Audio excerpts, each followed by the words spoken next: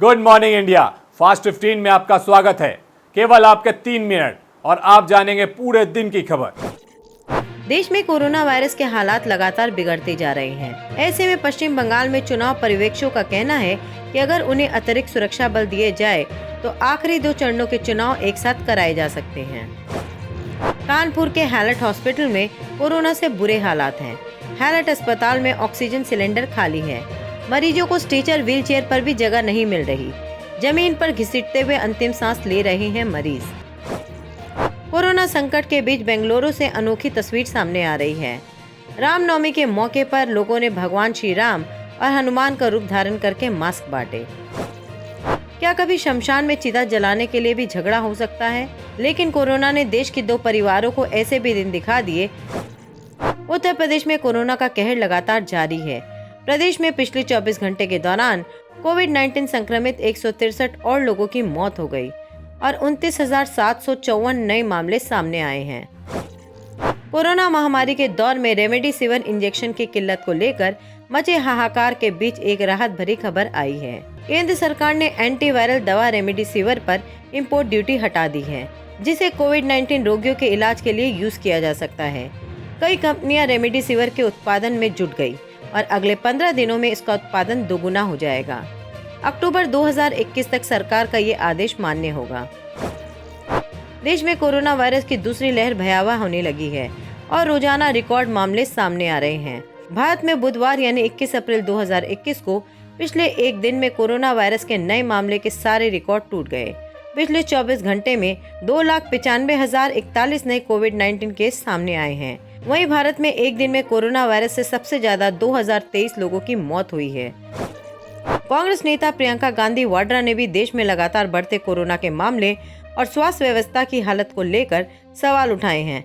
उन्होंने कहा है कि ऑक्सीजन उत्पादन में भारत दुनिया के सबसे बड़े देशों में से एक है, तो फिर यहाँ इसकी कमी क्यों है? ये सरकार आईएसआई से बात कर सकती है। दुबई में इनका वार्तालाप चल रहा है आईएसआई के साथ। विपक्ष के नेताओं से बात नहीं कर सकती। जब विपक्ष के नेता सिर्फ कंस्ट्रक्टिव सजेशंस दे रहे हैं, आज मैं नहीं समझती कि एक भी ऐसा विपक्ष का नेता है जो कंस्ट्रक्टिव और पॉजिटिव तरह से इनको सुझाव नहीं दे रहा। और सब कह रहे हैं, सब राजनीतिक पार्टियां कह रही हैं, हम साथ हैं आपके, हम सरकार के साथ हैं, हम देश के साथ हैं, हम मदद करना चाहते हैं, ये इस महामारी का सामना हमें इकट्ठे करना है। तो ये डेमोक्रेसी आपने कहा, लोकतंत्र है। लोकतंत्र में चर्चा से ही काम आगे बढ़ता है। लोकतंत्र में कभी कभी आलोचना भी सुननी पड़ती है, और खास तौर से ऐसे मौके पर जब पूरा देश इतनी बुरी परिस्थितियों से गुजर रहा है। ऐसे मौके पर ये तू मैं किसी को शोभा नहीं देता, किसी को। असम के शिवसागर जिले में ओएनजीसी के 3 कर्मचारियों को अगवा किए जाने का मामला सामने आया है। 2 जूनियर इंजीनियर असिस्टेंट और 1 जूनियर टेक्नीशियन को 21 अप्रैल 2021 की सुबह हथियारबंद अज्ञात बदमाशों ने अगवा कर लिया। माउंट एवरेस्ट और कंचनजंगा जैसी ऊंची चोटियों की फतह पर कई भारतीयों ने अपना नाम इतिहास के पन्ने में दर्ज कराया है। अब महाराष्ट्र के सतारा की रहने वाली प्रियंका महतो ने दुनिया की 10वीं सबसे ऊंची चोटी माउंट अन्नपूर्णा की फतह पर एक बार फिर भारत को गर्व महसूस करने का मौका दिया है।